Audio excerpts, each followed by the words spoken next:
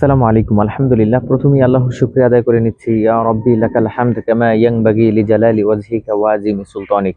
গত বছর ঢাকার একটি স্থানীয় বৃক্ষ মেলা থেকে আমি একটি ভিয়েতনামি মালটার চারা সংগ্রহ করি। আলহামদুলিল্লাহ, সেই চারা থেকে এবছর হিউজ পরিমাণ ফল সেট হয়েছে আমার কাছে।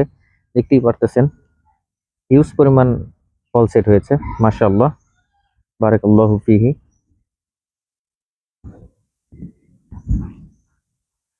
প্রতিটি শাখায় শাখায় ফল সেট হয়েছে।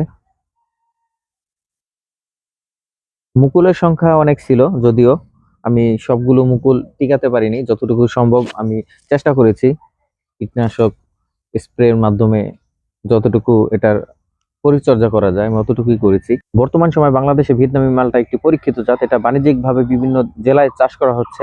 আপনারা চাইলে আপনাদের বাসার ছাদ বা বাড়ির আঙিনায় যে কোনো জায়গায় এটা আপনারা চাষাবাদ করতে পারেন। আসলে একটি ফল গাছ থাকলে দেখা যায় আপনার বাড়ির অন্তত ফলের যে চাহিদাটা আছে, ফলের যে ঘাটতি, সেটা অন্তত পূরণ করা যায়। আমরা অনেকেই মনে করি বাংলাদেশে মালটা বা কমলার যে চাষাবাদ রয়েছে এটা কোনোভাবেই করা পসিবল না। এটা বাংলাদেশে যে ওয়েদার রয়েছে এই ওয়েদারের সাথে এটা শুট করে না। বাট বেশ কিছু পরীক্ষিত জাত রয়েছে বাংলাদেশে যেটা চাষ করা পসিবল বা অনেক জায়গায় এখন বর্তমানে করা হচ্ছে। যেমন আমি আমার ছাদে দার্জিলিং কমলা, এটারও হিউজ পরিমাণ ফল সেট হয়েছে। এটা নিয়ে আরেকটি ভিডিও আমি আপলোড করব, এবং মালটা, ভিয়েতনামি মালটা, সেটা তো আপনাদের দেখালাম। সো আরেকটি ভিডিও নিয়ে অবশ্যই আসবো, আপনাদেরকে আপডেট দিব। যারা এখনো আমার পেজটি ফলো করেনি তারা অবশ্যই আমার পেজটি ফলো করে দিবেন ছাদ রিলেটেড কৃষি কন্টেন্ট পেতে। আবার অন্য কোনো ভিডিওতে আপনাদের সাথে দেখা হবে। আসসালামু আলাইকুম ওয়া রাহমাতুল্লাহ।